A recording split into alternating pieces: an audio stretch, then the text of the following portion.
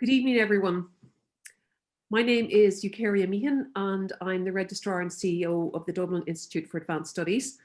And my role this evening is to welcome you all to this, what is sadly our final event in our Samhain agus Science mini festival.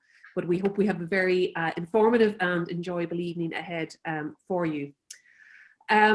Samhain agus Science is a Halloween-inspired mini-festival created by the researchers here at DIAS. It's now in its third year, and it's a series of free events that explore science and Celtic civilization in the time frame of the ancient Celtic festival of Samhain. It's in its third year, and this year our theme was Boundaries of Space and Time and the Secrets that Lie Therein. And we've had speakers on such topics as black holes, dark matter, Irish connections to unlocking the code within us, through looking at, and also looking then at landscapes around us and exploring place names linked to our Celtic past and mythology, and indeed how these have changed over time. Tonight, very appropriately, we have before us an evening of meteors, massive stars, and citizen science. And it's particularly fitting for DIAS that we have this as our final event in the Samhain agus Science Festival, as the festival really is about reaching out to the public and engaging with them on science. And this has been a major theme for us, particularly since we started to celebrate our 80th anniversary. We were 80 in June of this year. DIAS was the second Institute for Advanced Studies set up in the world, and we're Ireland's only Institute for Advanced Studies. So on the theme of outreach, watch out for some further events coming up on our website, and you'll hear maybe more about the next one that's coming up at the end of this evening. Finally, I'd like to take the opportunity to thank those who gave lectures and actually supported the mini festival behind the scenes, and all of the people who attended. We have had very interactive audiences and good attendances, and I'm sure tonight will be no different. Before I hand you over to your host for this evening, there's just a couple of housekeeping things I just want to say. First of all, just to make you all aware that the event is being recorded. And then secondly, if you want to engage on social media, very appropriately, our hashtag is #DIASDiscovers, and that really sums up what DIAS is all about. We are here to actually discover things. I'll now hand over to your host for this evening, Dr. Jonathan Mackey. He's a leading researcher here at DIAS in Astronomy and Astrophysics. He's a Royal Society and SFI Fellow. And Jonathan has secured funding for the project that he is going to be telling you about, and his colleagues will be telling you about this evening. So over to you, Jonathan. Great, thanks very much, Eucharia. So I'd just like to welcome everybody there. It's great to see so many people coming out today. I guess maybe a lot of people are looking for some sort of distraction from what's going on across the Atlantic. So we've got a good evening for you this evening. Let me actually share my screen now here. This one, share. And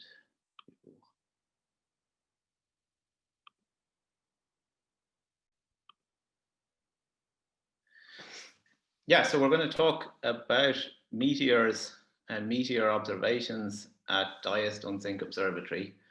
I'll just give you a little sort of, actually, just a bit of housekeeping. So if you have questions, so we want to engage with as many of you as possible and have this as interactive as possible. So it'd be great if you could all type your questions into the chat if you have questions, and then at the end of each talk we'll have time for questions and answers, and I will then look through the chat, and gosh, more and more people joining all the time, and then we'll so we'll have about 5 minutes at the end of each talk for questions. All right, so let's see if we can. So as I said, first of all, I will give an overview of the meteor observation project that we have here. And then we have quite a few short talks coming up. So Michael O'Connell from the Irish Federation of Astronomical Societies is going to talk to us about the Nemitode network, which is a meteor observation network, and it's an amateur-led network across the UK and Ireland, and he's going to introduce that, and also his involvement with Dunsink as well in that. After that, we'll have Sarah Joyce, who's now a student, undergraduate student at Trinity College Dublin, and she was one of the participants in the first transition year week we had at Dunsink Observatory. So this is a week for 16, 17-year-old school students to get some work experience. And she's going to talk a bit about her journey from Dunsink to where she is now and what she was working on over the summer. Then we have Nicky Pochinkov, who is also a Trinity student, undergraduate, and he did his summer internship at DIAS this summer, working on the Meteor cameras and looking at and developing a web interface, which he's going to show you for looking at the Meteor data that we get from the cameras in Dunsink. Then David Malone from Maynooth University. So David is a lecturer in Maynooth and expert on timekeeping, all things programming and mathematics. He's helped us out a lot with the transition year week. So he's going to talk about triangulation, education, this sort of thing.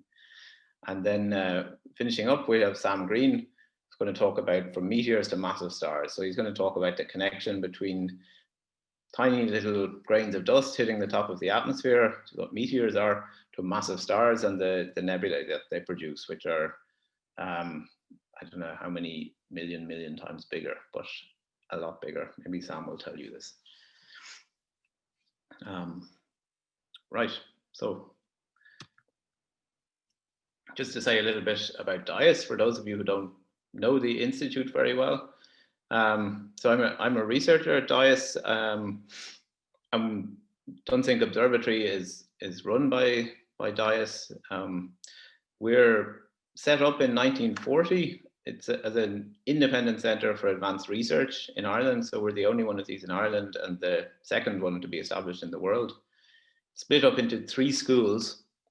So there's the School of Celtic Studies in Burlington Road, and they have a brilliant library with a lot of ancient manuscripts, and some of the leading scholars on ancient Irish literature are working there. And also School of Theoretical Physics in Burlington Road. They do a lot of work, mathematical, theoretical physics, research into basically expanding our understanding of foundational principles of the universe. And cosmic physics, which is what I'm part of in the astronomy and astrophysics section. So cosmic physics is split up into astronomy and astrophysics and geophysics. Dunsink Observatory and the other offices that we have at 31 Fitzwilliam Place are run by astronomy and astrophysics, and then geophysics are based in 5 Merrion Square, which is one of the earliest DIAS buildings.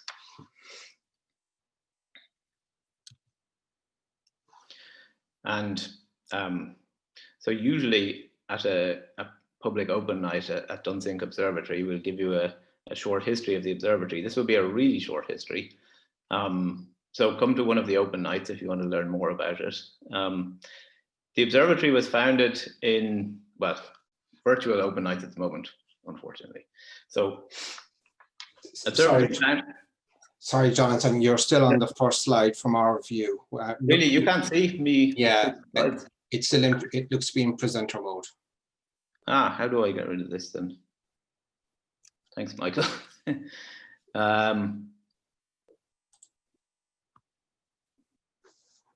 Right.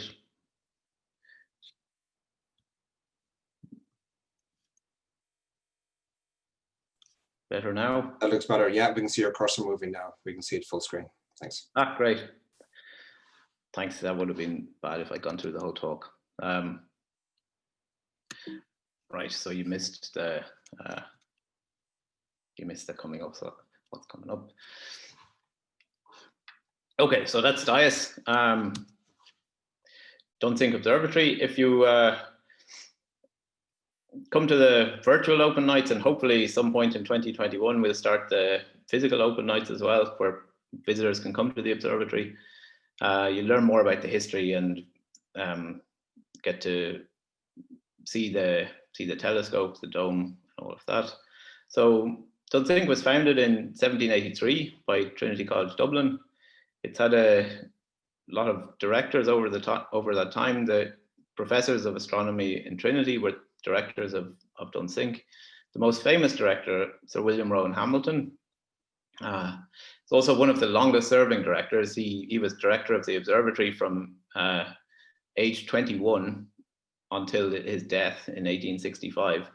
So he was Ireland's greatest mathematician, one of our greatest scientists, and the most famous director of the observatory. He wasn't really interested in observing, though. He was more getting his students to do the observing for him while he did the mathematics.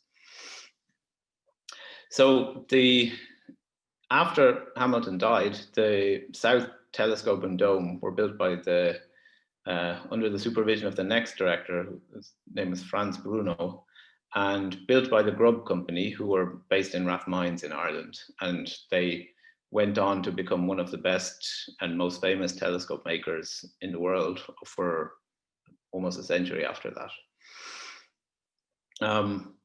Dunsink also, around the end of the last century, was the main place for measuring time in Ireland and setting Dublin Standard Time. So for about 40 years, Ireland had standard time over the whole country, but it wasn't Greenwich Mean Time. It was Dublin time, or Dunsink time, 25 minutes and 21 seconds behind Greenwich Mean Time. So if you came from across the channel, you would have to change your clock by 25 minutes and 21 seconds. And then in 1916, this actually got standardized and we switched to Greenwich Mean Time, which is probably more sensible. And then 1947, the government bought the observatory from Trinity College for the newly established School of Cosmic Physics at DIAS. And the observatory has been used for observations over a long period of time, also for lab and office space, for installing some of the first computers, and more recently, a lot more for outreach and education activities. So when I started in DIAS in 2016, I got involved with the public open nights and the public engagement work that we do at Dunsink Observatory. We were discussing with members of the Irish Astronomical Society, Irish Federation of Astronomical Societies, just how do we restart observations from Dunsink, because there wasn't really anything happening. And we hit on the idea of meteors. So there's a lot of things going for this. There's already an existing amateur-led network called Nemitode.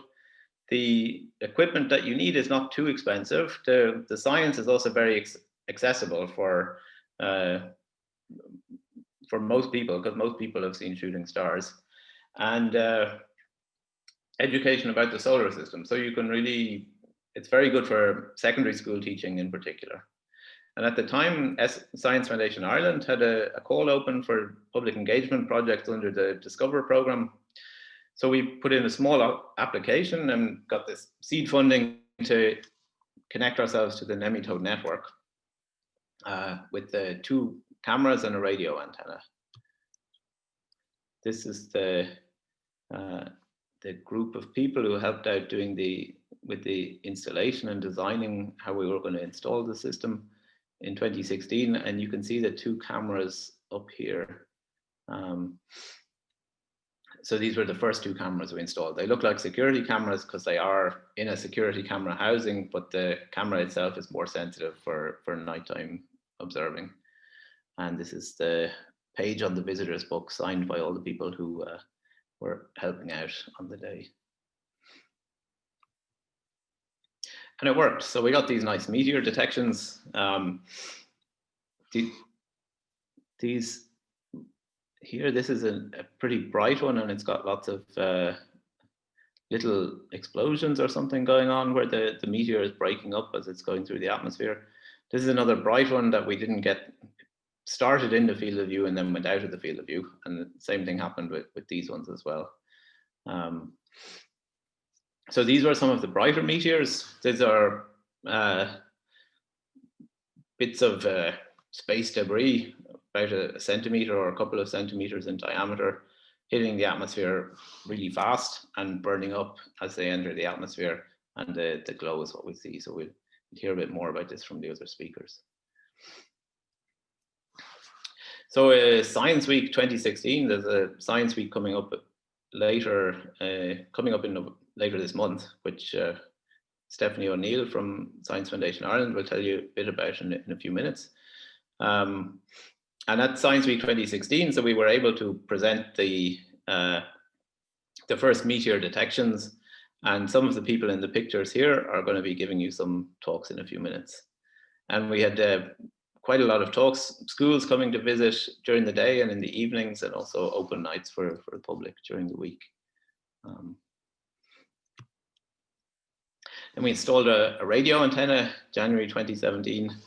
Some other stuff went on in my life around the same time. This is a nice picture of myself with my son, and this is Paul Dempsey, who used to work at DIAS and also is involved with the public engagement, and a child who was born around the same time as ours in late 2016.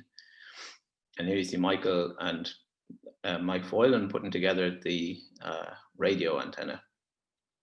And this here is what the sort of data that the radio antenna produces, a spectrogram from a very bright meteor from 7th of Feb 2017.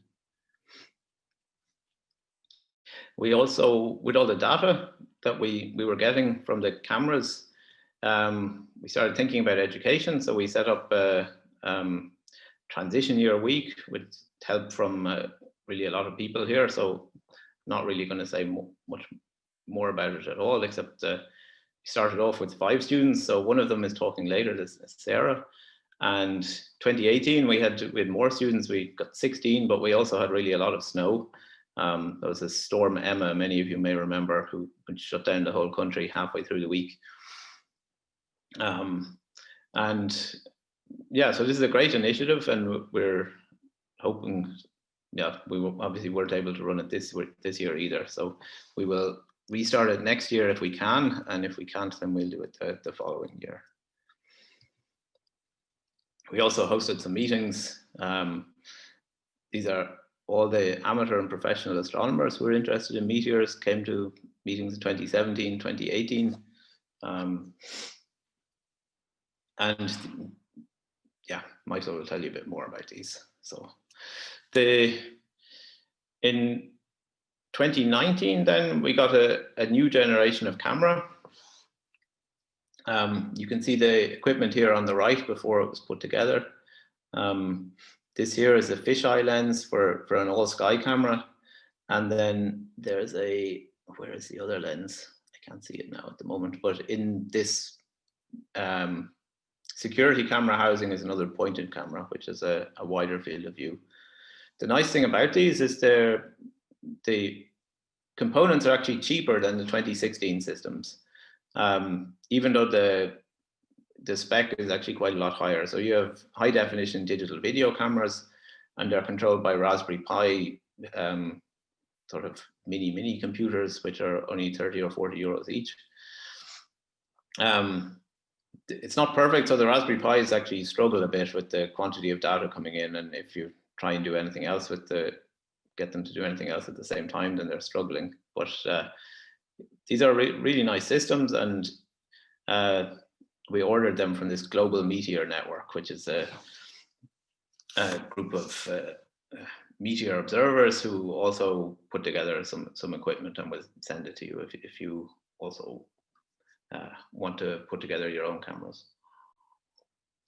And you can see the difference here at the bottom between the 2016 cameras and 2019 cameras. The resolution is actually much higher. And the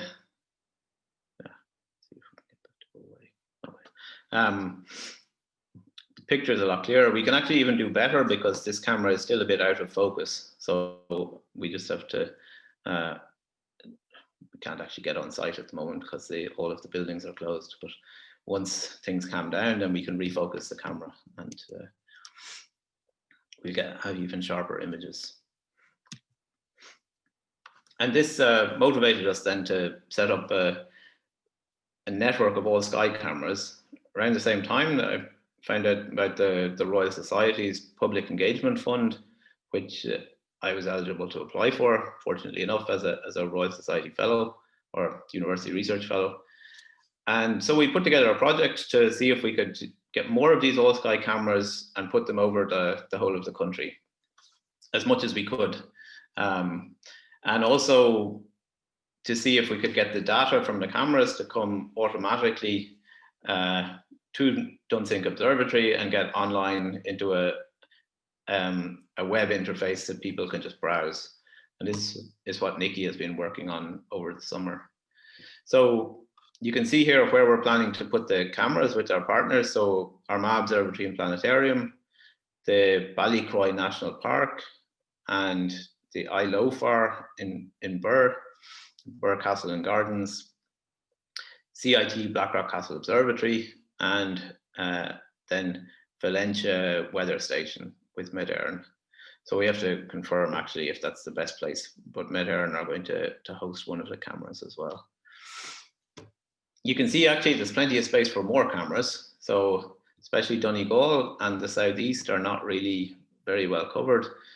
And because Ireland really is mostly covered by cloud, it actually makes a lot of sense to have much more dense coverage if you can, because the cloud tends to be quite patchy. And if you want to see every meteor, you want as many cameras as you can. So fortunately, the nematode network of really a lot of cameras here around the Midlands. So this will all be filled in by the amateur astronomy data.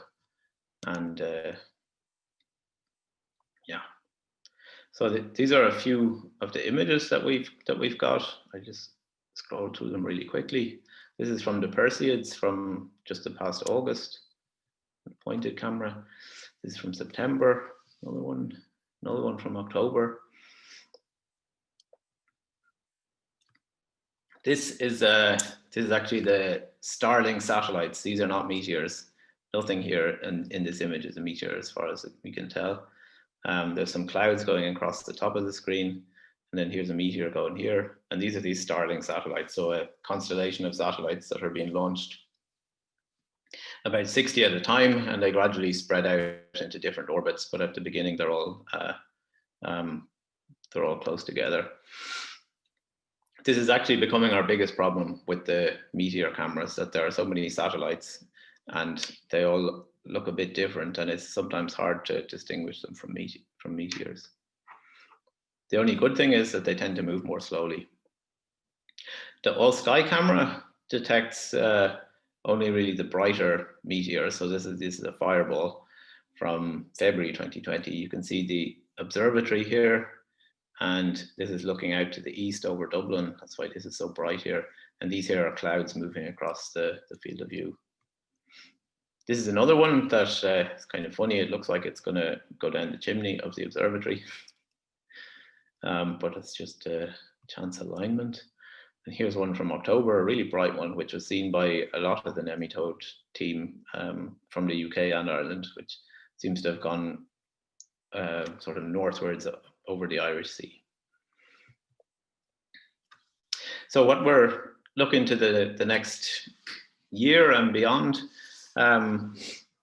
Nikki is going to show you the website where you can actually look at the data in a bit later. These are some of the web links for that. We would have now installed all of these cameras in these 5 sites if the coronavirus hadn't stopped us doing pretty much everything physical going around the country. So when we can, we will roll out this network, and we will add in all the images from this to the Dunsink database of meteor images. And we'll contribute the data also to the nematode network and possibly other meteor networks. So Nikki has been doing some work converting meteor format, converting the formats of the data files into things that are compatible with other networks. We'll restart the transition year week. We'd really like to do it in 2021, but the longer 2020 goes and things aren't changing, the less it looks like we're going to be able to do it. There's a few things we want to add to the transition year week. So introducing coding, because analyzing the meteor data is a perfect thing for coding. And also helping schools install their own cameras. It'd be great if we could get some schools, science teachers involved in installing their cameras, and some ideas for things like the BT Young Scientist projects. And then in terms of research, so machine learning is a big area in science and computing at the moment. And actually identifying meteors from these images, so things like distinguishing meteors from the satellites and planes, is a really good project for machine learning. And we'll hear a bit more about that later. And also the relationship between radio and optical meteors. And I'd direct you to the Dunsink website, where our blogger Chichi has been interviewing quite a few of the people working on the Meteor project. And we're putting the blogs up. There's 2 up now, and there'll be a few more over the next few weeks. So if you follow us on social media, you'll be able to get these, see these as they come up. And there's a lot of interesting stuff, the interviews with all of us. Right, so I'm going to stop there. And if you have any questions, maybe I'll have a quick look in the chat and see if there's anything there. Yeah, everyone's telling me that I'm stuck on the first slide and I wasn't looking at the chat. So we have one question from Clara saying, maybe consider putting one of the cameras into the sunny southeast of Ireland, like the Chagas site of Johnstown Castle. I don't actually know Johnstown Castle, I'm afraid. But that would be a great idea. I'd be very happy to do that. Yeah, so the southeast and the northwest, we need some cameras there, absolutely.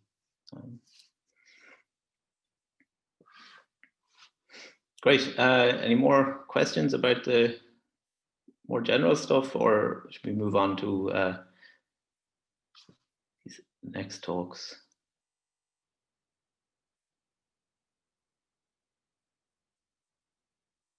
Don't see anything coming up, and I see I probably talked for a bit too long anyway.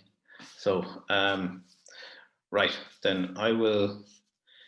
No, I almost forgot. So this is the time also where I was going to ask Stephanie O'Neill from Science Foundation Ireland, who very glad that she's here now. I'll stop sharing my screen to just say a few words about so this project started out in 2016 with Science Week and the SFI Discover program.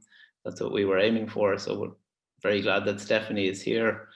And she will tell us just a little bit for a couple of minutes about the public engagement programs that Science Foundation Ireland is funding. Stephanie, do you want to go ahead?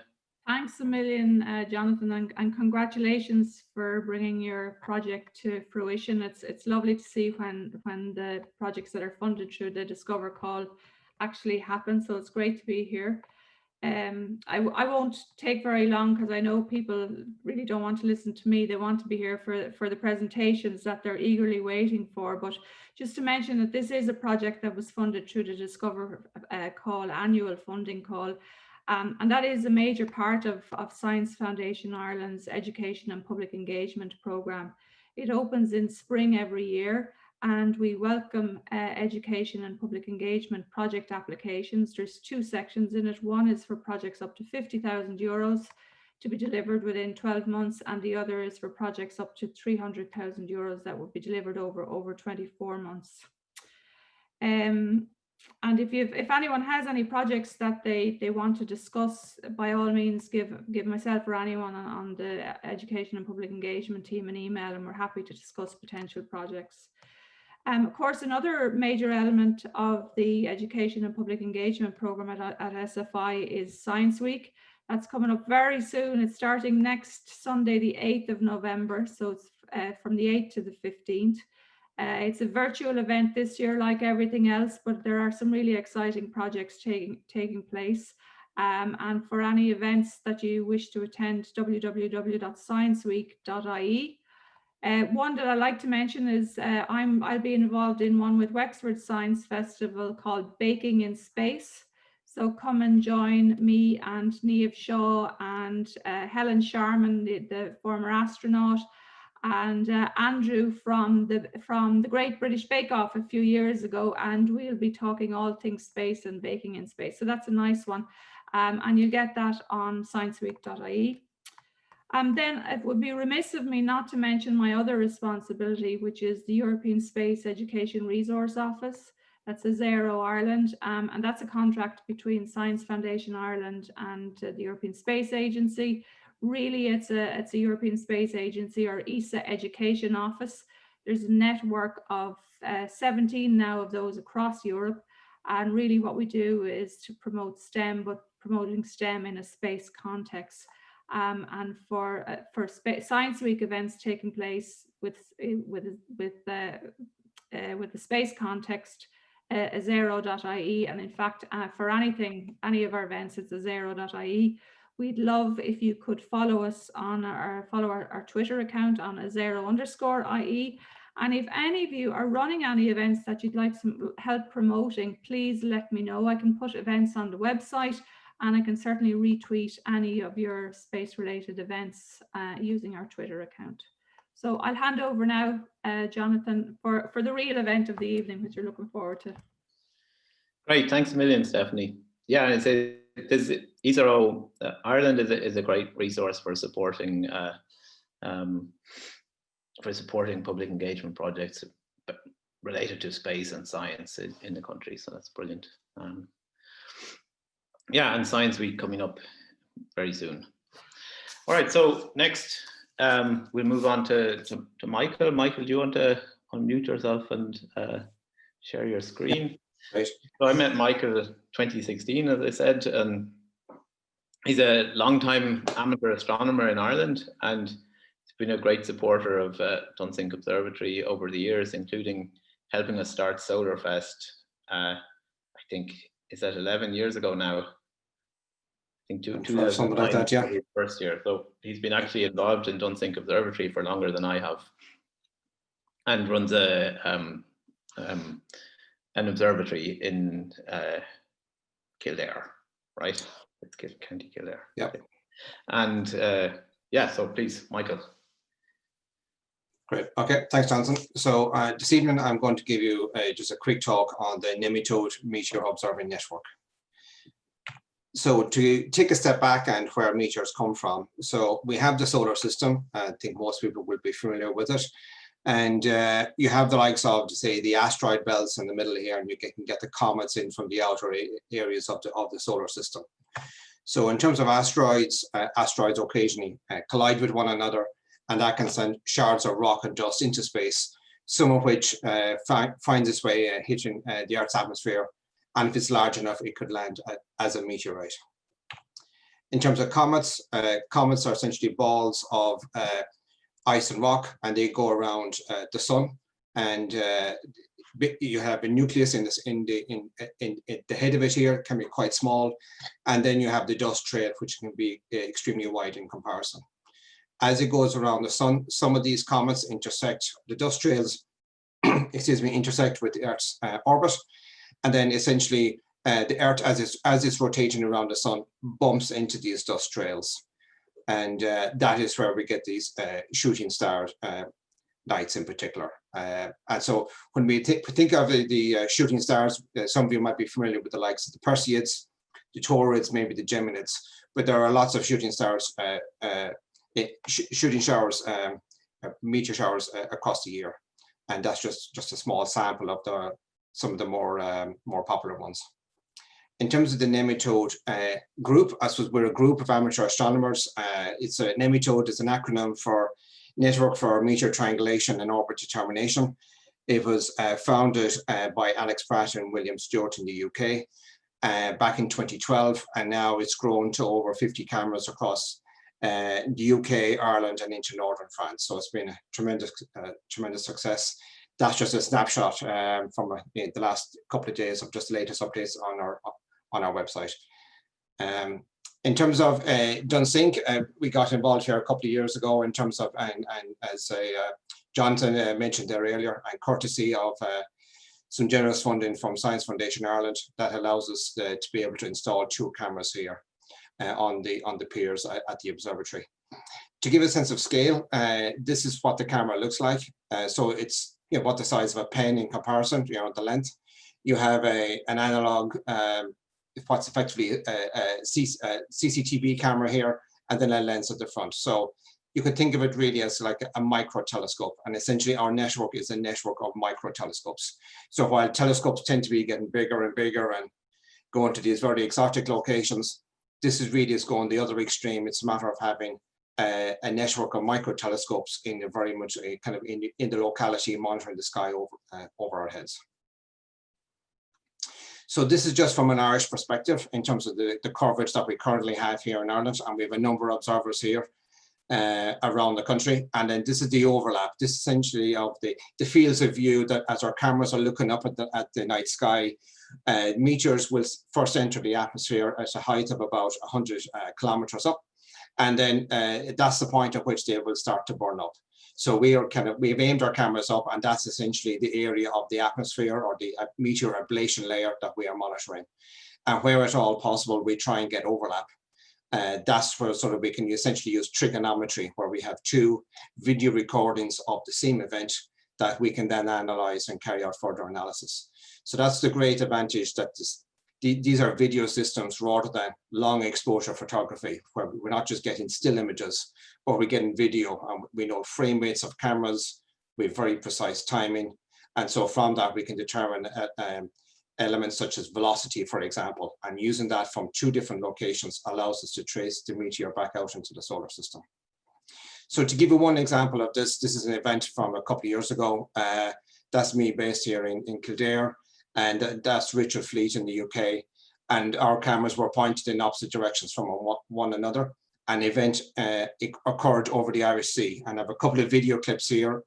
I'm not sure how well they'll play over Zoom, but let's see how it works. So this is the video from my location. You'll see some of the background stars here, and then you'll see the meteor itself as it's entering the atmosphere and then exploding. And you can see the ion trail that's left afterwards glowing in the atmosphere. And so that video can be analyzed. We can examine the position of the meteor relative to the background stars with very precise timing. We know exactly the orientation and the field of view of the camera. And then if we combine that with Richard's video, and he's looking from the opposite direction, and you can see the meteor, even though it's, there's some broken cloud, there's enough there in that video that we can analyze that meteor. So we were quite fortunate in that event. And when we analyze that meteor, as I said a while ago, between the 2 of us, then we knew it entered the atmosphere over the Irish Sea.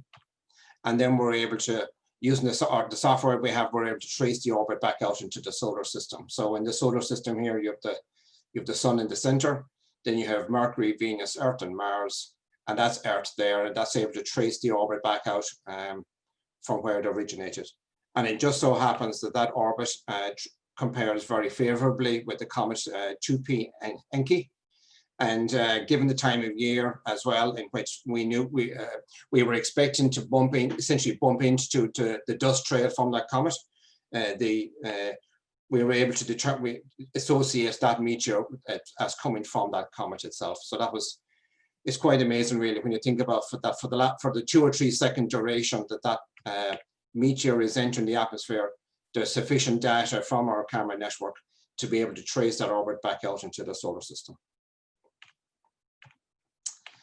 But developing on from there, some of our cameras now have spectrum gratings over the front of them. So if you have a sufficiently bright meteor, passing through the field of view. That shows the spectrum here. So you can see the spectrum on either side of the meteor event, and we're able to analyze that. So look at the composition of that meteor. What exactly is it made of? And not all meteors are the same. It can depend on the origin of the meteor. And then that's just another example again then as well of you have the meteor here and then the spectrum to the side of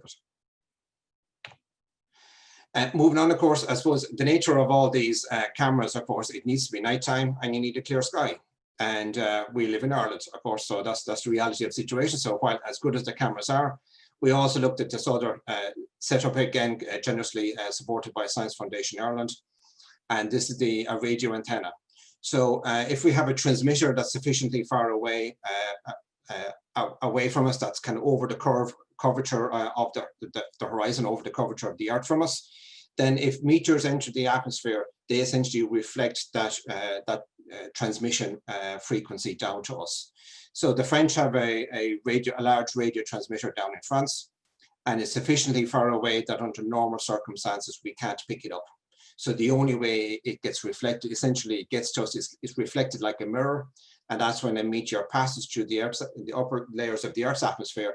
And for those couple of seconds, it reflects the signal back down to us. So then we're able to associate those detections with meteors. So this is a typical plot that we get. So each of these events coincides to a meteor. And you can see here, for example, there are some vertical lines associated that we pick up as the signal. And that's to do with the Doppler effect. As the meteor has entered the atmosphere, it could be traveling at 40, 50, 60 kilometers a second. It's traveling extremely fast. And so you get that Doppler effect on the transmission. And sometimes the ion trails that are left can glow and exist for a number of seconds or maybe even minutes if it's particularly large. And as they occur in the upper layers of the Earth's atmosphere, they're subject to the wind forces that exist there. And then you get this turbulent effect occurring where it's reflecting the signal down through that turbulence back down to us. So a number of us have these radio setups, and then we're able to compare and contrast the signals that we're getting from the different meteors.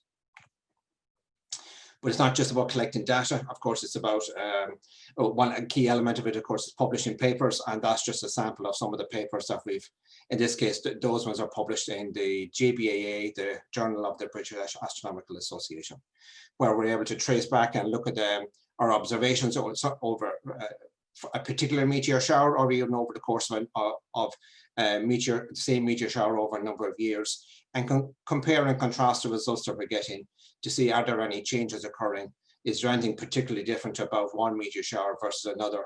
And just monitor the development of them over time. We've also organized a number of meetings, and there's a couple of photographs there on the left-hand side of some of the Irish contingent, and in fact, we've had some of the UK contingent as well, visitors at DIAS Dunsink Observatory, who've kindly hosted us for our annual meetings. And some of us have also traveled to the likes of the international meteor conferences as well. And on the right-hand side, you'll see a photograph of some of us there at the 2018 event in Slovakia. As Jonathan mentioned earlier, a key component of this, of course, is liaising with schools and encouraging STEM subjects in schools. And this is an example of one of the TY projects that we were involved in. And this is the poster that the students put together on what they learned over the week that they were at Dunsink. And one of whom, Sarah Joyce, is going to give us a talk shortly as well, so I won't dwell too much on this. But it just shows the connection that we're having between our relationship with Dunsink, connecting with the professional and academic community. We then, as amateur astronomers, are also working with them to encourage and develop and grow STEM subjects, and we're also have our astronomical associations in the community and trying to get that connection down between all the different stages, between the academic, the amateur astronomer, and the members of the public to grow, develop, and encourage STEM subjects.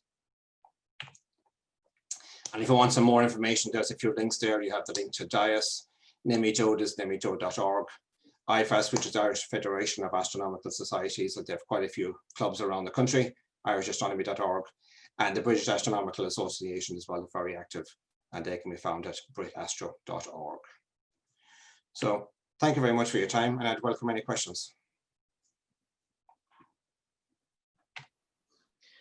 Great, thanks very much, Michael. So we have one question. I maybe did some false advertising for your observatory. So Stephanie was wondering, where's the observatory in Kildare? In my back garden is about the best way of putting it. Yeah. Yeah. So it's not a public observatory, right? It's a private one. Yeah. Yeah. Okay, I'll stop sharing. Great.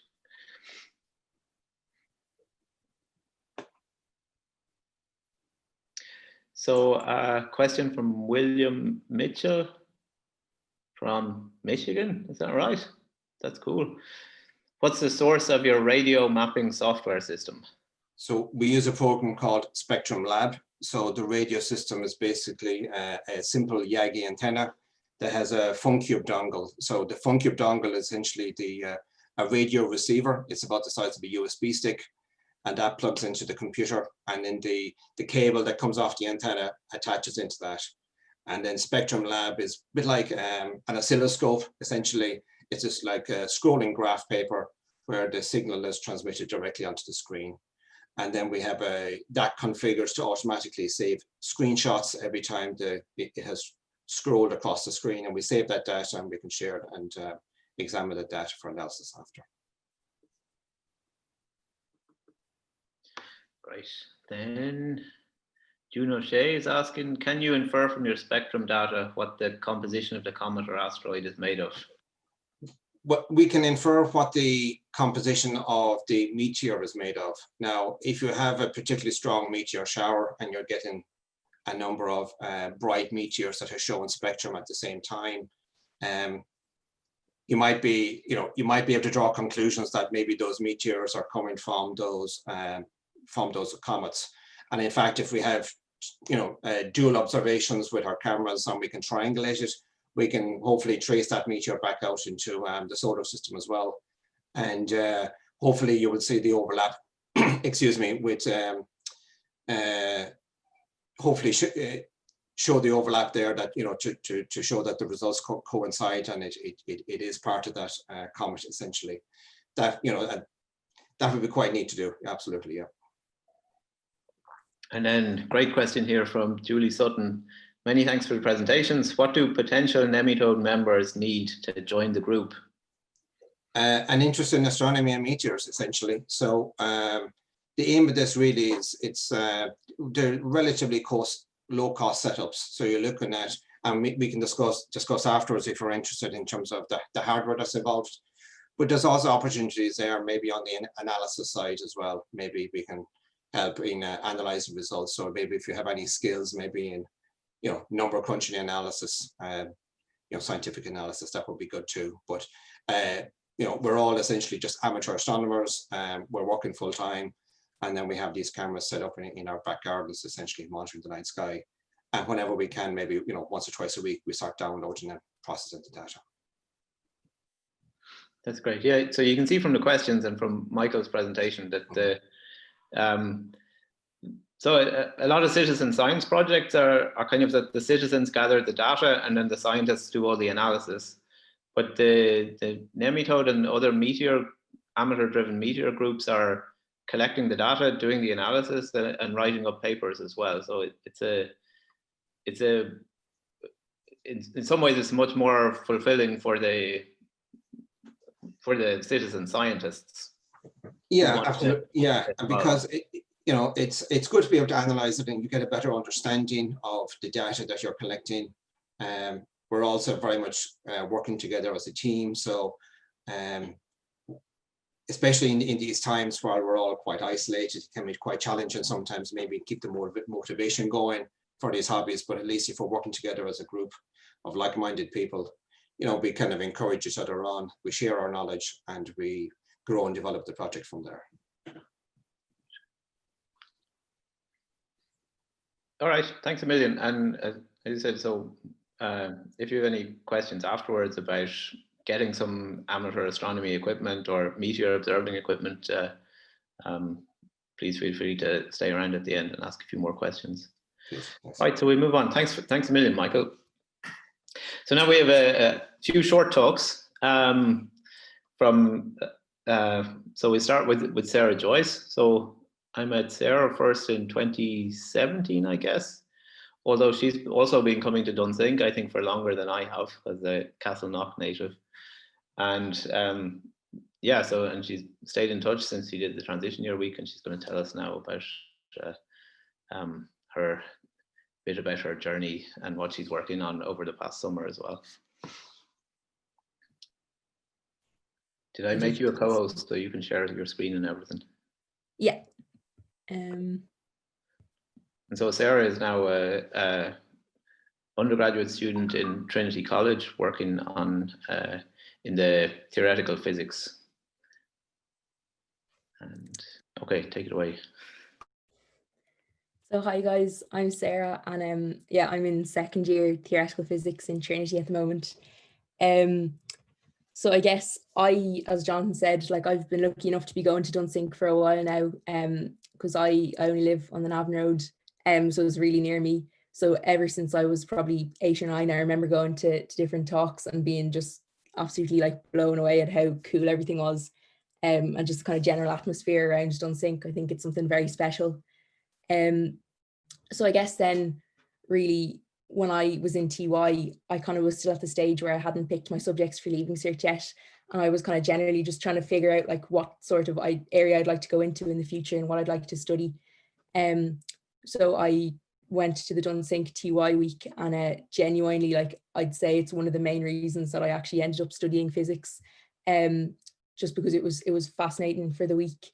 We were able to triangulate the meteors, and as like you said, like a 16, 17-year-old student in TY, that was just an incredible thing to be able to see like the kind of maths that we'd been learning at junior cert for the purposes of exams, and then to be able to put that actually into practice and see like how scientists like all around Ireland and the UK and the world were able to use this kind of maths that like I was able to do to actually kind of discover real things about space and about meteors.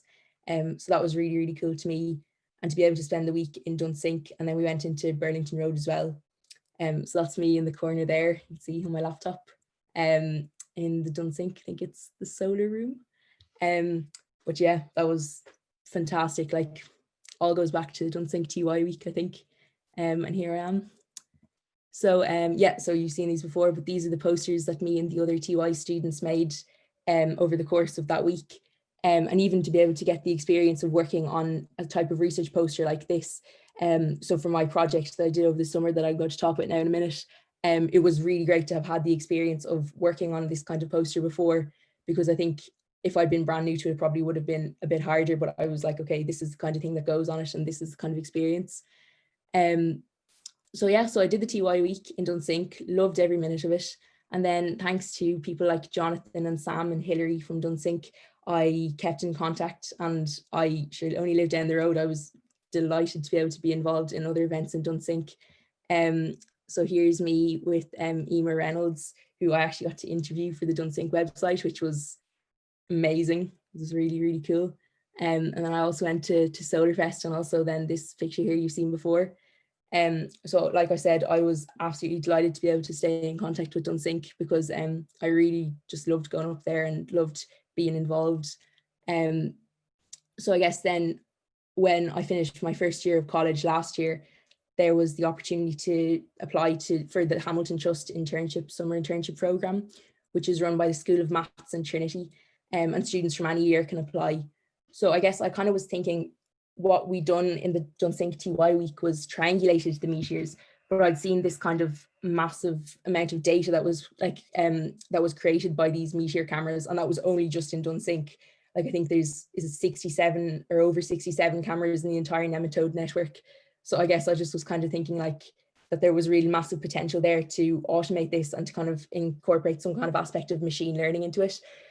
So that rather than having to manually go through the data by hand, you'll be able to tell the meteors from the non-meteors before you were even able to start triangulating them. You have to find the meteors first of all. So I guess I reached out to Dunsink and was kind of asking like, what do you think about this? And like, would you think I could maybe use some of your data for this project if this was something I was going ahead with? So I applied and was delighted to have my project accepted.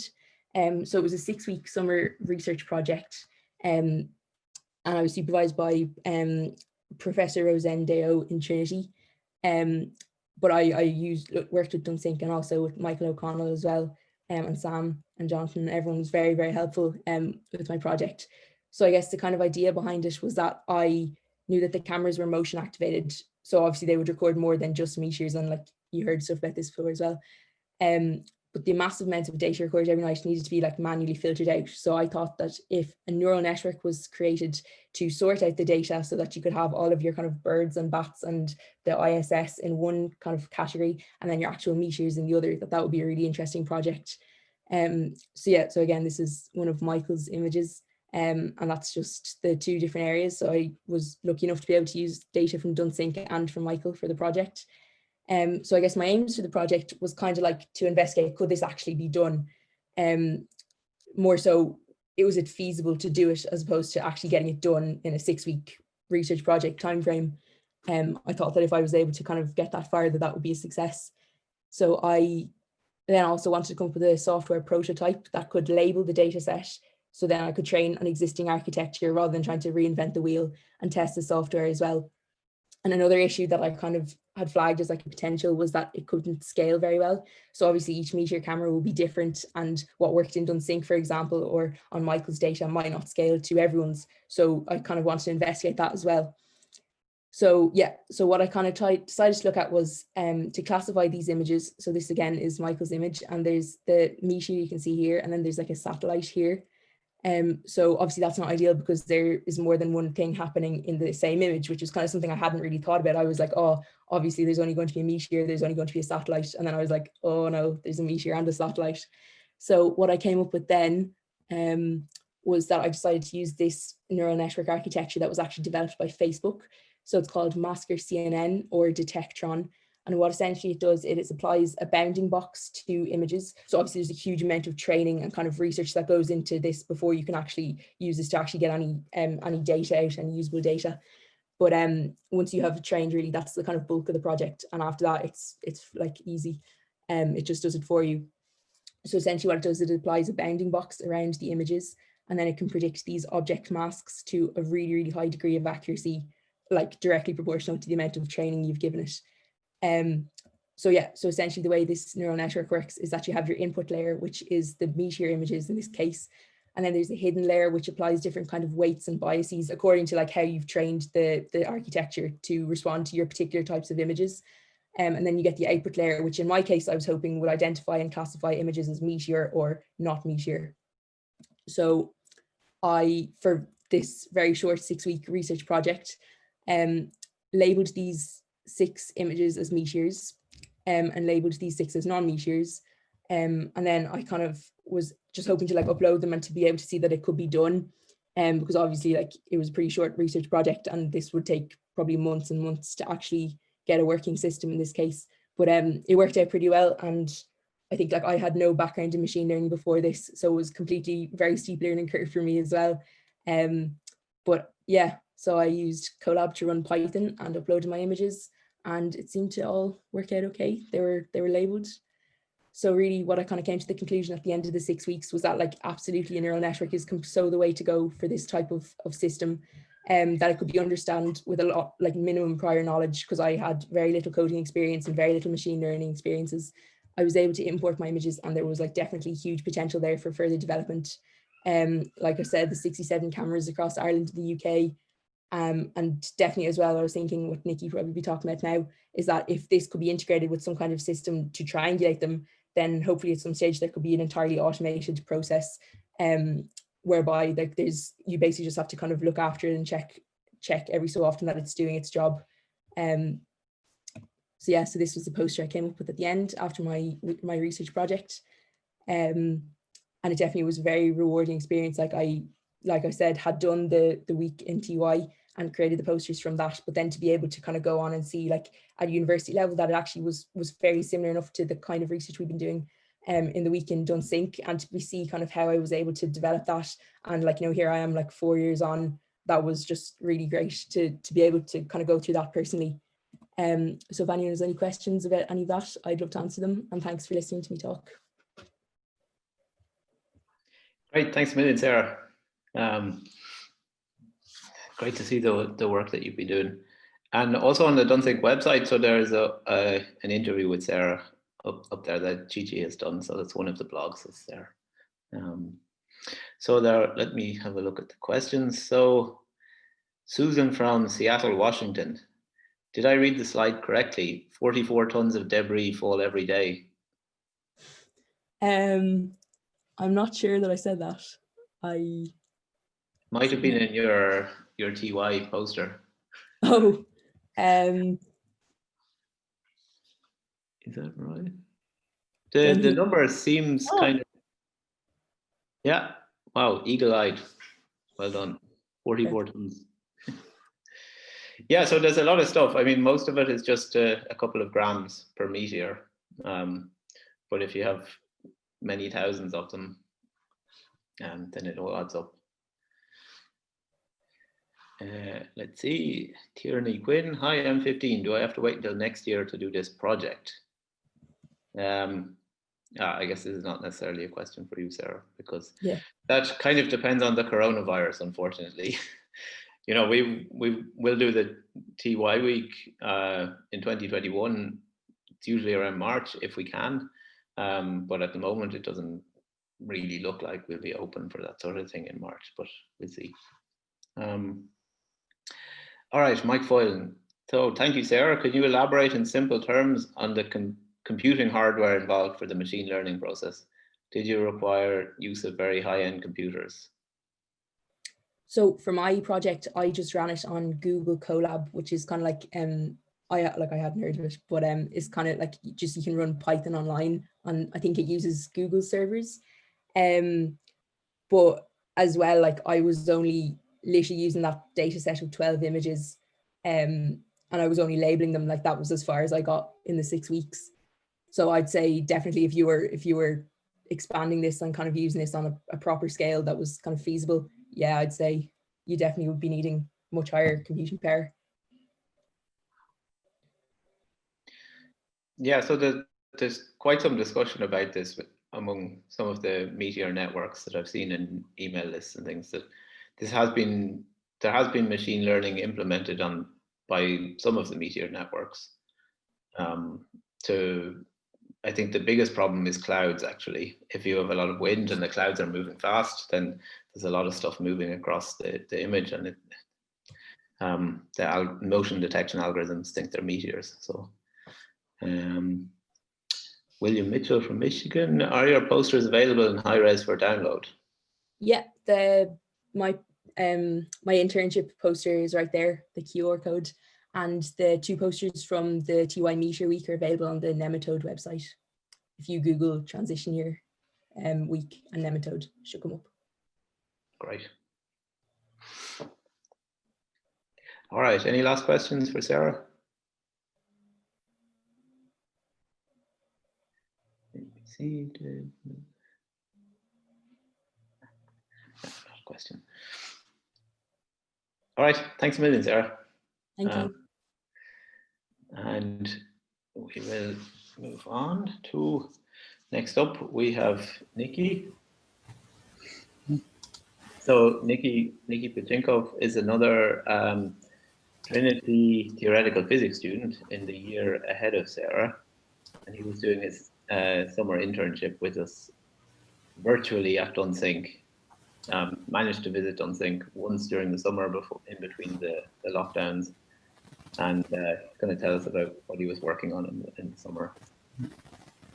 So hopefully everyone can hear me. Yeah, so, let me just start.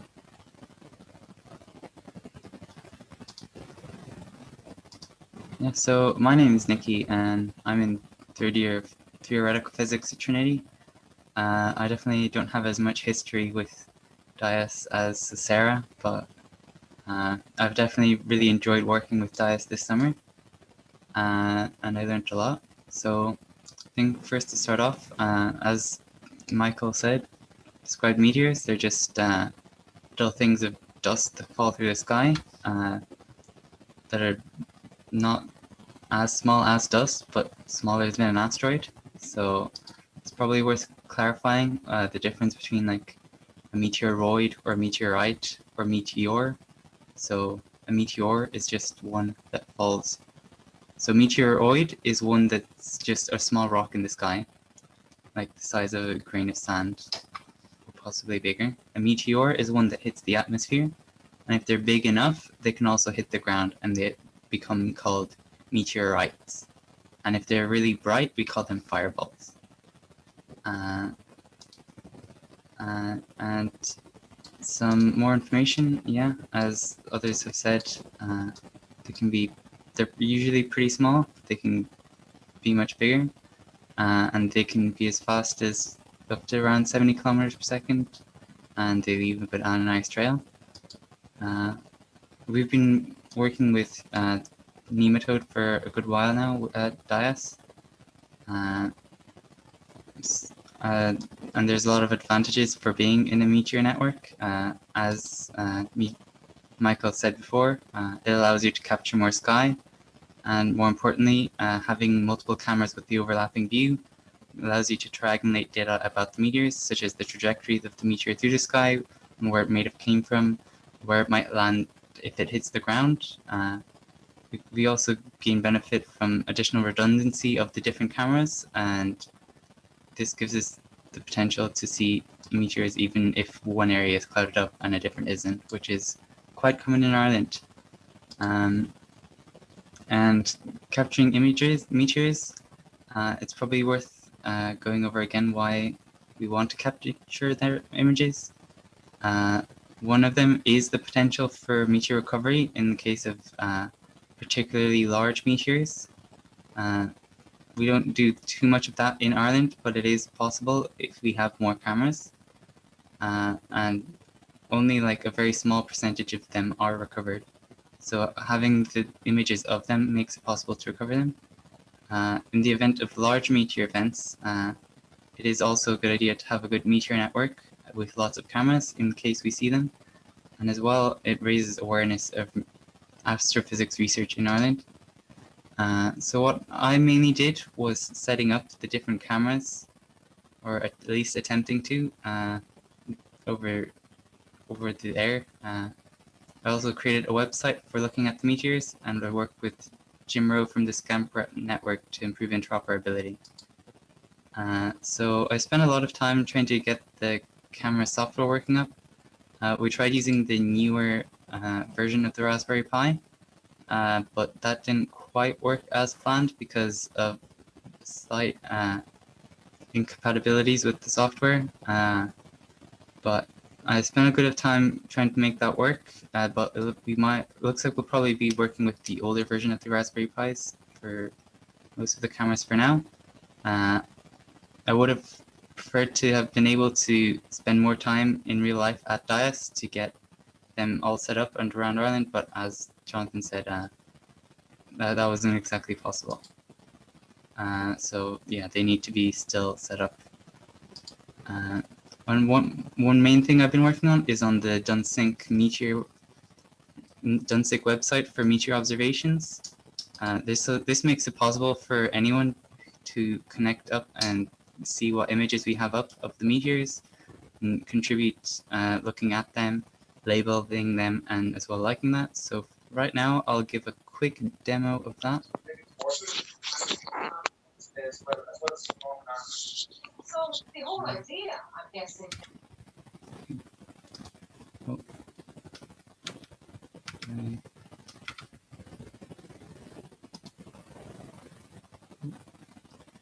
Sorry, the zoom controls are in the way of the. Okay, here. So Dunsink.dias.ie has all of the things, and you can find them if you go under Citizen Science and Meteor Images. And if you scroll down, you see the interface here for looking at images. The first thing you'll see is probably just a white background as the cameras stay up slightly after dawn in case there's a shadow or anything, and we might be able to see them. But we can improve the images we're looking at by changing the popularity level to a higher level, and this limits the images to ones that are more likely to contain meteors. So we can see, if we looking at this image, we can see what looks like a meteor here. We can also scroll sideways across different days that might have had meteors. Find some here, nice one there. And, you know, we can see some pretty good images of meteors. That one was quite a big one. One day that we can also look for ones on a specific day. So I know there was a really good one in August on the 9th. And we can look here. And we can look across. So there we can see there's quite a few. And here we can see a very nice meteor of the on the 9th. And if we like images we have, we can press the button here to start. This lets DIAS know that this is a nice meteor that we want to see. And we encourage you to click it for any meteors you might see. So you can see one here, see one here. And if you look closely at the image, or you change the, so for images like this, it's worth looking at the surrounding meteors. So we can choose the time and lower the popularity. And that way we can look next to it at what was before and after. You see here that this look goes over 3 images, but the time for each image is around 10 to 20 seconds. So meteors don't usually last that long. So we can deduce that this probably isn't an image of a meteor. Rather, we can guess that it's probably a satellite of some sort. There's no like hard and dry rule of which is which, but in general, the meteors only span 1 or 2 images, and satellites, they look a lot like meteors but span more images. And as well, we can also look at some images of aircrafts, as we are in quite a aircraft-rich zone, and those blink as they move. They blink, so for that reason, you can see that if you zoom in, you can see distinct dots for as it moves along. And if you see something like that, you can say this is an aircraft, and then send that on to us, and it'll help with our database. Other than that, you can also filter by which camera we're using. So at the moment, we only have 2 of them up. This one filters it to be the pointed camera, but we also have the all-sky camera as the image you just saw there. Now, to return to the talk.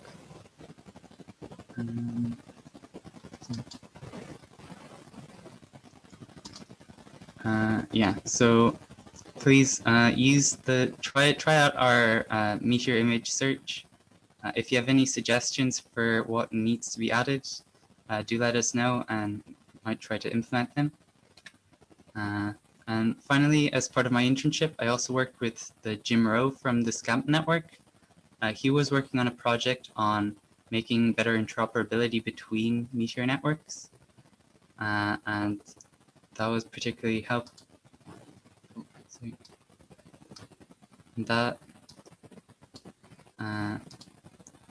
So the meteor data conversion, the reason we need that is because the different meteor networks, they use different standards for taking images of the meteors and then getting data from them. The data they collect is quite similar from the videos that they have. However, we're not able to work with the data from the different meteors with the software we have. So the easiest solution to this problem is by converting the data from one format to the other, and then just converting the data. So what I managed to get working was a few different formats. So you can see for the Raspberry Pis, we use the RMS format, the Raspberry Pi Meteor system. Another common format is the CAM system, which uses a quite similar format.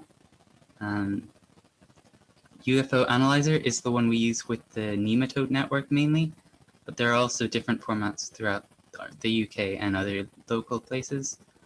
that we might have overlap with. So it is useful for this reason to have the different types of data. And it also allows you to compare the analysis tools.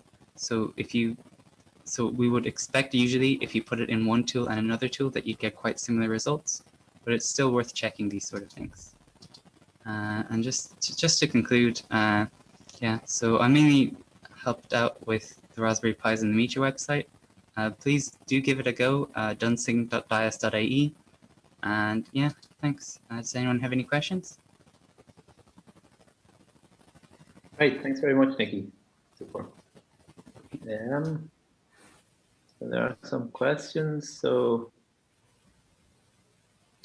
Jeff is asking, would it not be better to cross-analyze images from different angles with NN? I don't know what NN is. Is that actually a question for Sarah? Neural networks, I think. Ah. Yeah. Do you have an opinion on that, Sarah? I think for the purposes of what I was doing, which was very kind of introductory level stuff, like it would be, I'd say, but I think that's definitely down the road for my project anyway, like much further down the road. So yeah. Okay. Thanks. Cool. Good question. General question, due to COVID situation, not as many aircraft in the skies, has this helped astronomers in general? Are night skies less cluttered and does it have a positive impact? Did you look at this at all, Nikki, with the images over the past few months? So yeah, it does help reduce the number of false positives we get, but there still are definitely some planes flying around. So I guess once we have better, if we get the machine learning thing working anyway, it shouldn't matter too much. As if you look, it is quite distinct, the difference between the flashing airplane and the meteors, but a harder distinction would be between satellites and the meteors, as the satellites don't tend to flash as much. So, yeah. Yeah, so I think Sam was going to give the last talk. He looked into this at one point and made some stacked images of everything that the all sky cameras detected in February and then again in the middle of March at the height of the first lockdown. And there was a really big difference in terms of the airplanes. But as Nikki said, the planes tend to be so bright and they have these flashing lights, so it's really easy actually to separate them from the meteors. Oh, yeah. For the purpose of helping label the images on the website, are there some examples? Yeah, we'll put some examples either above or below the box, I think, in the next short while, just to help people label them, I guess. Yeah. And which aspect of the project would you like to spend more time working on? I'm not sure. I had a lot of fun trying to set up the Raspberry Pi on the new Raspberry Pi, even if that didn't work. But I also enjoyed making the website as well. I kind of enjoyed all of the three aspects of my internship, so it's difficult to choose. I like the variation of working not just on one thing as well. So Great. Yeah. Thanks. Right. Yeah, that's a very good idea, actually putting the examples up on the website for labeling. We'll do that hopefully in the next week or so. Great stuff. Thanks very much, Nikki. Thanks. So unfortunately, I'm not the best timekeeper in the world, so we're running a little bit behind time. I should have picked somebody else to do the MC to keep us on time. Michael is a project manager during the day. He probably would have been better than me. All right, so we move on. So David Malone is a lecturer at Maynooth University and has been a great supporter of Dunsink for longer than I have known that Dunsink existed. In fact, when I gave my first talk about the history of Dunsink Observatory at an open night, I found David's undergraduate website from Trinity, where he had found a lot of information about Dunsink time, and I actually got most of my information for the history talk from David's website. And David has helped us out a lot with the transition year week as well, and has given talks to all of the students all of the years that we've run it. Okay, please, David. Can you see me in full screen there, Jonathan? Yep, I can. Brilliant. Okay, and you can see my little pointer thing as well. Yes, I can. Brilliant. Okay, so this, I'm going to just tell you a little bit about what we do as part of the transition year program. And the thing that I usually do is I come in and I explain a bit about timekeeping, which I'm going to skip this evening. But I also talk about things like triangulation and trilateration, which is a nice piece of math. So as Sarah was saying in her talk, these are things that you can do with, if you've got good junior cert maths, or certainly if you're a strong leaving cert student, these are the kind of maths that you can sort of pick up from what you've been learning and apply to the Meteor data. So this is kind of about measuring things, and usually measuring distances can be relatively easy. If you have something like a ruler or a bit more sophisticated, you can make measurements of distances. But very often you don't just want to know how far something is away, you want to know exactly where it is. And so these things like trilateration and triangulation are ways of figuring that out. So let me tell you about trilateration. So I work in Maynooth, but I live in Dublin. And I might want to travel to Dunsink under normal circumstances for an evening like this, so I could come and talk to people. And I might want to figure out where Maynooth is. And all I know initially is that it's somewhere in the vicinity of Maynooth or Dublin. So I've sort of drawn a little map here. This purple point over here is Dublin. The little green point over here is Maynooth. And I know somewhere Maynooth is somewhere in this general area. And I've put some axes here. So how far north we are of essentially O'Connell Bridge, and how far east or west we are of O'Connell Bridge. But to figure out where Maynooth is, I need to know more information than I'm in its general vicinity. So I might talk to somebody and I might ask, how far is Maynooth from Dublin? And how far is Maynooth from Dublin? Well, I know where Maynooth and Dublin are, I can figure that out. But I could ask, how far is Dunsink from Dublin? And how far is Dunsink from Maynooth? So it turns out Dunsink is a little bit over 4 kilometers from Dublin, and it's a bit over 11 kilometers from Maynooth. So we can use that information. So for instance, here I've put a bit more information on my sort of sparse map here. And the map now shows a blue circle, which is all the points that are 4.39 kilometers from Dublin. So that's the distance from Dublin to Dunsink. So now we've gone from knowing that Dunsink could be anywhere in this area to knowing it must be on this blue circle somewhere. And then I can use the information that, well, Dunsink is also about 11 kilometers from Maynooth. So I can put in another circle to show that. So this is my extra circle showing all the points that are about 11 kilometers from Maynooth. And now I know Dunsink must be on the blue circle, and Dunsink must be on the yellow circle. And so the only possibilities for Dunsink, there's just 2 left. There's this point up here where the yellow circle and the blue circle cross, and there's also a point that's lower down. So now we've gone from first it being anywhere in the general vicinity to being somewhere on the blue circle, and now we've narrowed it down to 2 points. And the only other rather important piece of information that you need to figure out which of these 2 points is Dunsink is you need to know Dunsink is on the north side, where all the best things are. So I've now put Dunsink in here, and so we know how to get to Dunsink. And this is actually a pretty reasonable calculation. You could actually do this with students. So Sarah, I think, had a go at this calculation when she was in doing transition year. It's not too hard to do with coordinate geometry, which is how you do this calculation if you weren't using a ruler and a compass. And you need to know a little bit. You need to know how to write down the equation of a circle. So I've done this here. This is the equation of a circle, where r would be the radius of that circle. And you need to know where the center of the circle is. The xc is how far east or west you are, and the yc is how far north or south you are.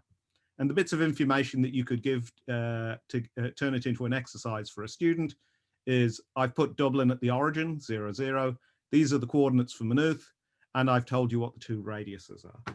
And as I said, this trick is called trilateration, and it's not too bad. This was my effort to do the calculation, and I made a mistake partway through, but it didn't take me too long to fix it. So it's about 2 pages of A4. So, you know, a decent question for to do as a calculation, but actually there's nothing here that you couldn't teach a junior cert student to do with a little bit of work. Now, why am I telling you all this? Well, part of the reason is to show that you can use, or with a little bit of relatively modest maths, you can start doing things like figure out where is an object based on things like distances. And this is actually used all the time. So if you have a GPS thing on your phone for figuring out where you are at the moment, or if you have a sat nav in your car, GPS uses this trilateration trick to figure out where you are. So GPS are actually a bunch of flying atomic clocks. Each GPS satellite transmits a signal saying what time it thinks the satellite is, and it takes a while for the signal to get from your satellite down to your phone. And so there are 4 things your phone doesn't know. It doesn't know your X or your Y or your Z, which is where you are on the Earth, and it also doesn't know the T. But using a similar trick to the one I showed above, instead of getting 2 circles and 2 equations, here you would end up with 4 equations. And each equation corresponds to being able to see one satellite, which is why if you poke around in the settings on your phone, there's usually something telling you how many satellites you can see. Now, as Sarah mentioned, for doing the meteors, you don't actually use trilateration because you don't know the distance to the meteor. This is not a piece of information that's easily available to you. What we do know for the meteor network is that everybody has carefully measured the locations of their cameras, and the direction that the cameras point has been quite carefully measured as well. So everybody knows which way the cameras are pointing, where they are, and this turns out to give you, each camera corresponds to a point, and the direction that a camera sees the meteor in tells you what angle it is to measure to that meteor. And then you can use a thing called triangulation instead. And the reason I didn't describe triangulation to you is it's a very similar process, but it uses a bit of trigonometry, and that's sines and cosines and tans. And I'd have to go and explain what sines and cosines and tans are, which I'm not going to do here. But with a bit of, if you have enough cameras again, and you have enough equations, you can go back and you can find the position of the meteor as it comes in, using the distances from where the cameras are and the directions based on where the cameras see the meteors. And as the students discover, I think during the transition year program, that this is not too hard to do by hand, but it's probably better done by a computer, because then you don't have to do the same calculations over and over again for each meteor. And also it means computers don't make mistakes when they're repetitively doing things like I did when I was doing my calculation. So I thought I'd say just something to finish up about citizen science in general. It's really nice to get real people involved with science, and sort of real people, what really counts as real people is sort of an interesting discussion. So maybe the amateur astronomers that are here are probably some of the original citizen scientists, because they've been collecting interesting data for their own amusement is not quite the right word, but for their own enjoyment. And the sort of growth of citizen science in recent years has allowed people to get involved with this who maybe haven't had to learn all the maths or whatever the details is they are, and get involved in doing the kind of things that Nikki's made possible, like taking a look at images that the network has collected and try to tell people what type of images they are. Or if you want to get involved at a more at other layers, you can add a camera if you have a good place for keeping a camera and looking at the sky, or you can get involved in the analysis of data. And all of these things are really interesting things to do. Now, I think there's probably good reasons for this, why these are good things for people to get involved in. These days, we ask people to put quite a lot of trust in science for various things. And science is, in theory, something you don't have to trust. In theory, with science, you can go out, you can take whatever thing that somebody is claiming is a piece of science, and you can test it yourself. So for instance, if somebody makes a claim about genetically modified crops, well, technically you could go out, you could get a crop, you could genetically modify it yourself, and you could see what it does. but that's not practical for most of us. We don't have the time or the patience to go and do all those things, or the resources. And so getting people involved in citizen science helps in lots of different ways. It sort of helps the scientists because it moves on the science, but it also helps people who aren't usually doing science understand all the difficulties that scientists have. So for instance, when you look at a picture, is it an aeroplane? Is it a meteor? Is it a satellite? You have to learn that when you're doing science, you've all these kinds of complications in your data and your analysis that you have to deal with. And understanding that those things are there helps you understand a bit what scientists are doing from day to day. They spend a lot of their time dealing with these kinds of issues, a surprisingly large amount. It also, if you're going to do some citizen science, you know, maybe you like astronomy and you decide you're going to build your own observatory, that's brilliant. But maybe there's some other type of science you're interested in that you want to get involved in. And that maybe starts you thinking about what type of science we should be doing as a society. Because some of our science projects are expensive and some of them are cheap. And as a society, we need to decide in some ways how we spend our money on science. And there are all sorts of big questions there, like, is the science we do, should it all be paid for by industry? Will that produce a good mix of science that we have to do? Or should we be funding some science because it's interesting and things that we want to know in general? So I think thinking about how you might spend your own time in a citizen science project maybe gives you a perspective about how you might want the government to spend money on science as well. Two other things that I think are nice, that doing some science or getting your sort of toes wet in science as well, is that it gets you involved in doing some research, and then that research is something that you've done. So as Michael was saying, he was showing papers that people have published, and sort of ordinary people have been involved in the analysis of these that aren't professional scientists, and that means that you now have an investment in how the process of science works. And it also gives you some context for other bits of science that you read about. So when you go and you see a newspaper article from a piece of science and it says, somebody measured that people are now 83% happier, you can think about, what data did they collect to decide that people were 83% happier? What does that even mean? And having done a little bit of science yourself, maybe makes you think, well, maybe I need to go and look and see what these people really did in order to understand what's being said here.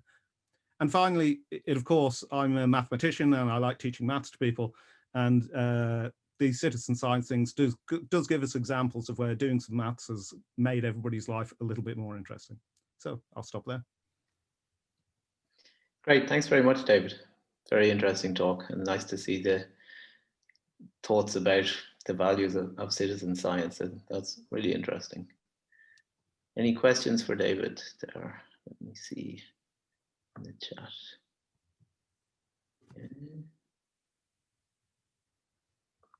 Mike Foylan, thanks you for the excellent talk. Let's see, any questions? Round.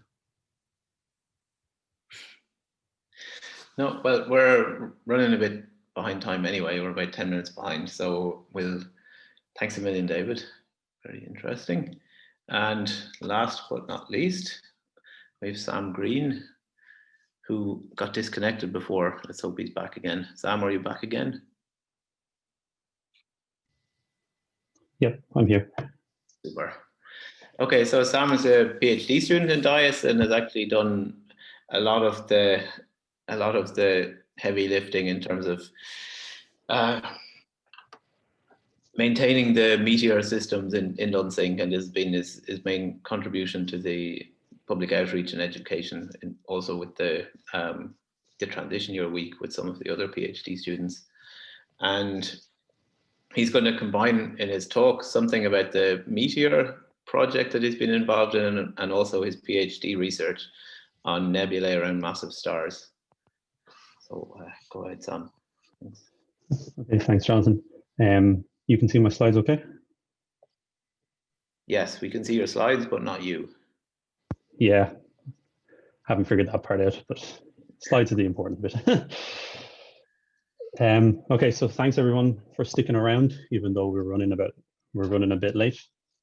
Like Jonathan said, so I'm a PhD student at DIAS, and I've been in DIAS for about 4 or 5 years now.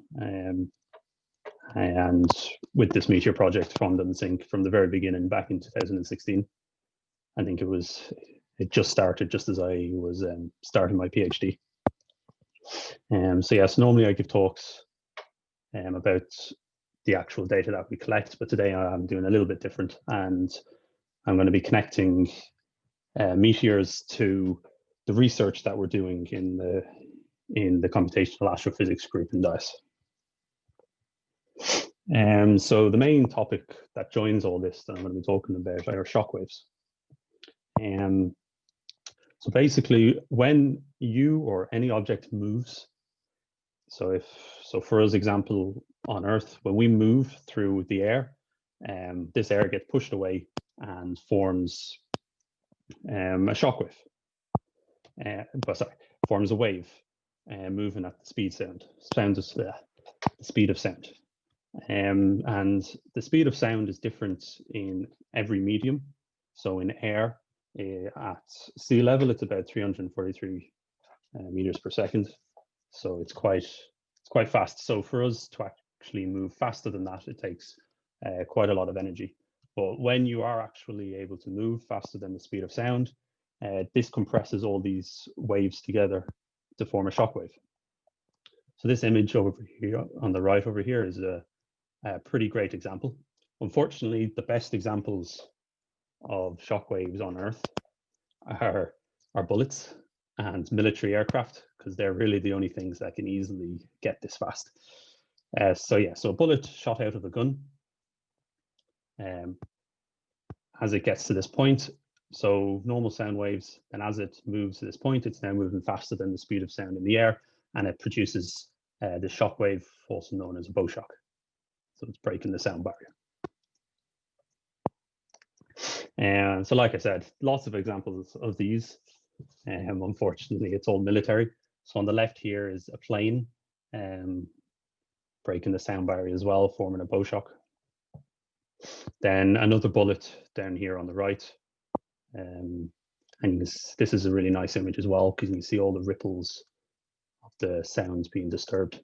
And then up at the top, slightly different, well, it's a bomb, but slightly different in the aspect that it's sort of a bubble that is expanding outwards, producing this shock up here.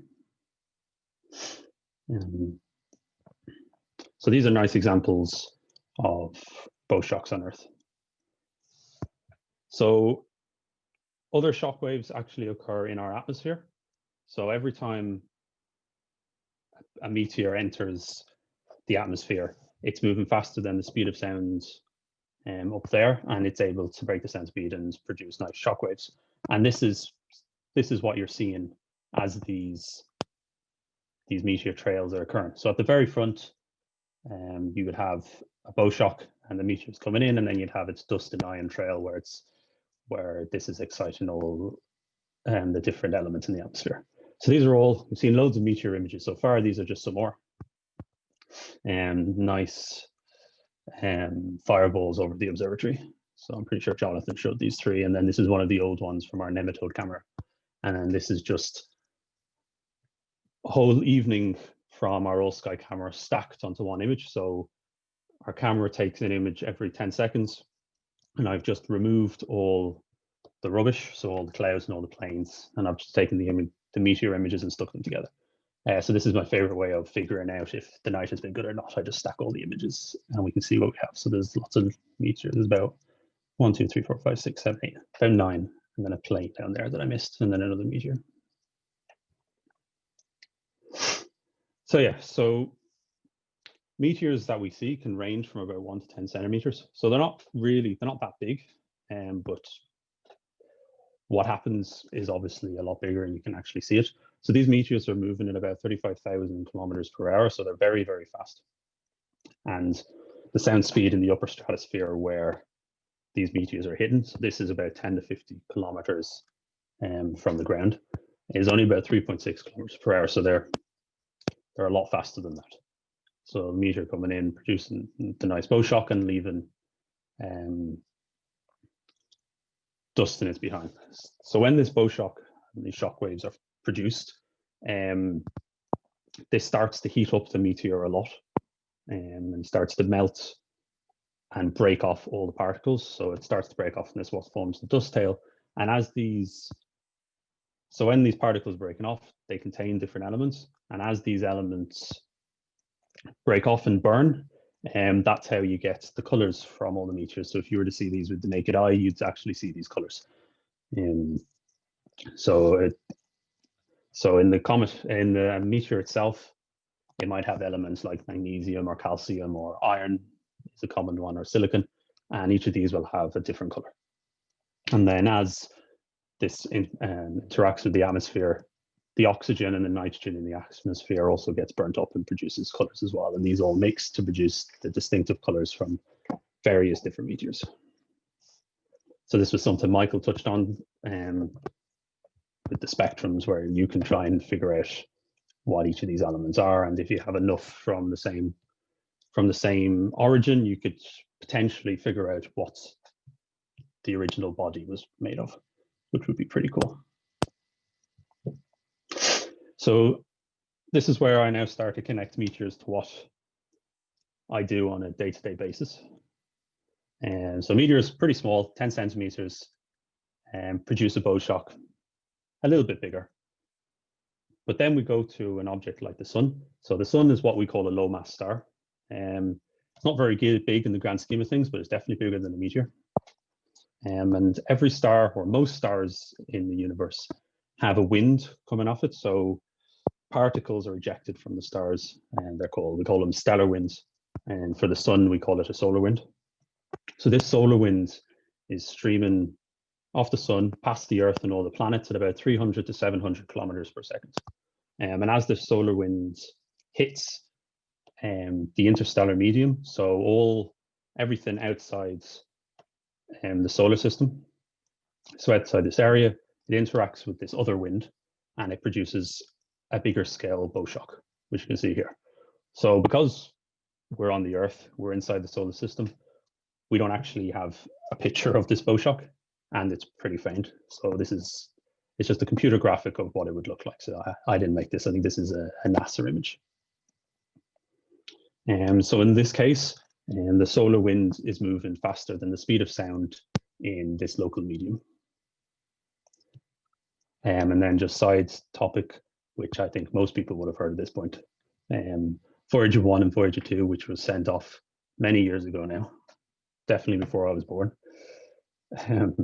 They're actually reaching the edge of this heliosphere and the bow shock in which the sun creates. So they're on the boundary of this, picking up lots of useful data, allowing us to more accurately predict what's happening here. So then on to even bigger objects. So this is what we work on in the group, or some of us in the group work on. So massive stars are stars much bigger than the sun. So they can be 10 to 40 to 50, even bigger times more massive than the sun. They're very big objects. And this star in particular is Zeta Ophiuchi. So I'm working on this star currently. I'll show you some images that I've produced about that. So Zeta Ophiuchi, like a lot of massive stars, are what we call runaway stars. So these are moving against the background, against interstellar space, as if they've been ejected from whatever they were part of. So they could have been part of a binary system where they were orbiting another star, and that star exploded, and they get thrown out. So these stars are moving. This one in particular, it's about 26 kilometers per second in space, and its wind is about 1,500 kilometers per second. So minimum 2 times faster than the sun, can get up to 4 times faster than the sun, depending on how fast the sun's wind is going. So this wind, so this is Zeta Ophiuchi here. So its wind, as it interacts with, again, interstellar medium, creates this really nice bow shock. So this is probably one of the best bow shocks we're able to see.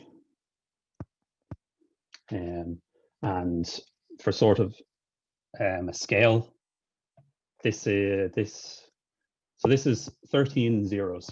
So however you call that, 3 by 10 to the 13 kilometers.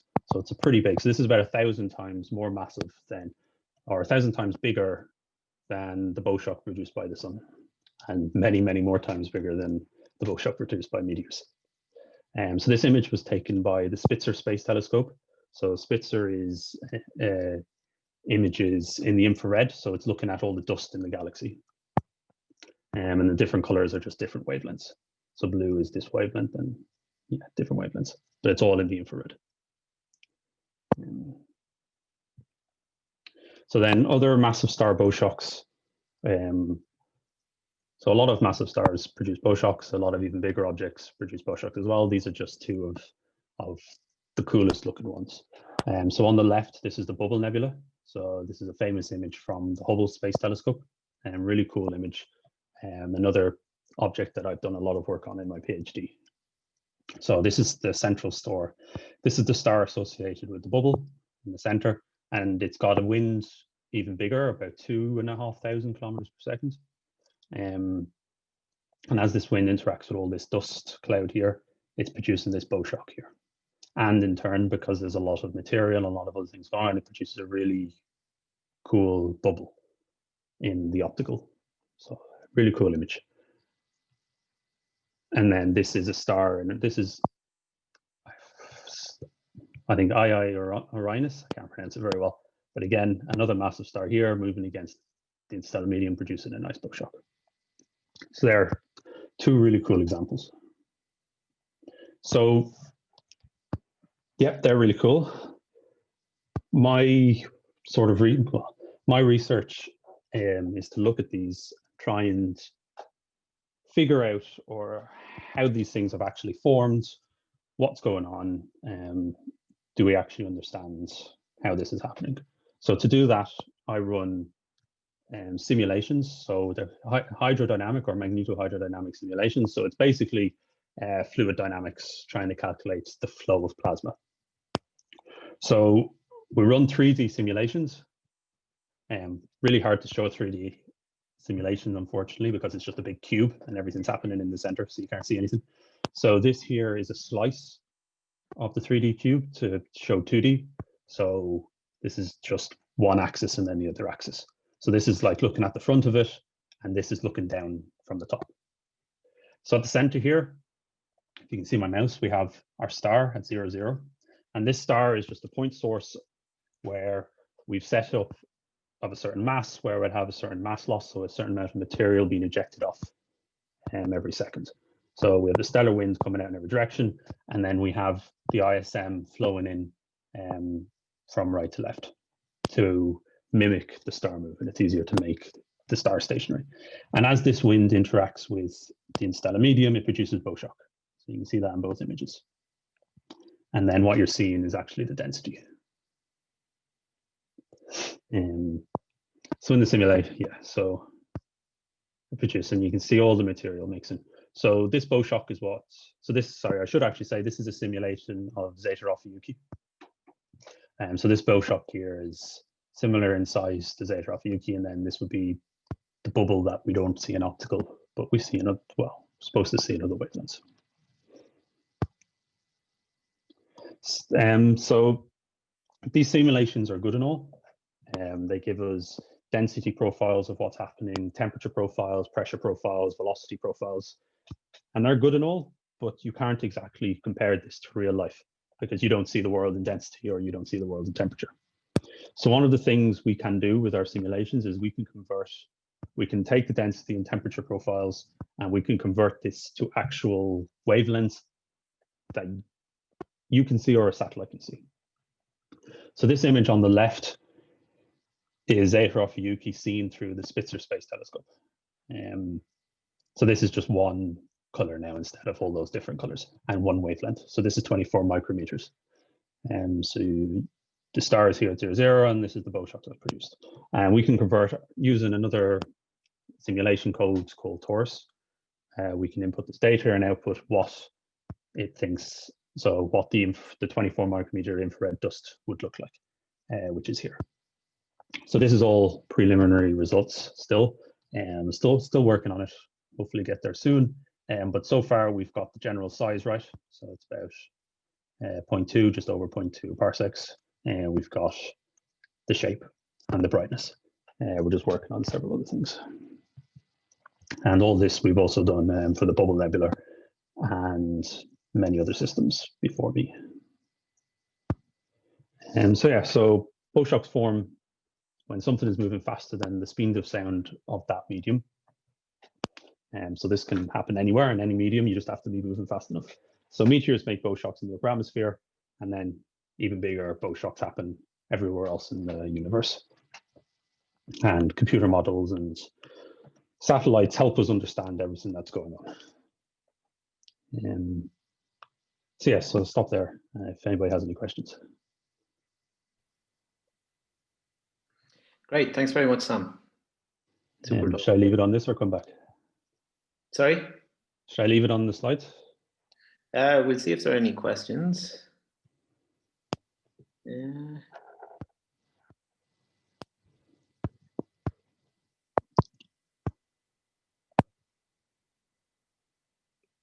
Maybe that everybody is starting to think about all the other stuff going on in the world at the moment.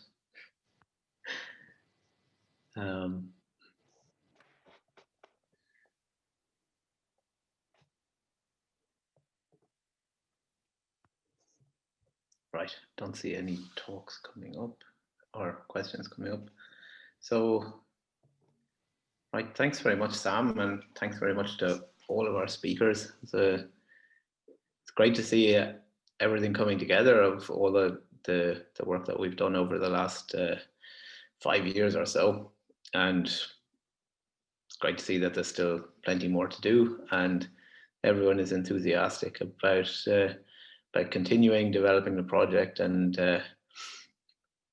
getting more meteor observations and trying to, in 2016, when we started discussing this with Michael, the goal was to cover the whole of Ireland with meteor observations, so there were no gaps in our coverage, and we're still actually not there. So there's plenty of opportunities to get involved.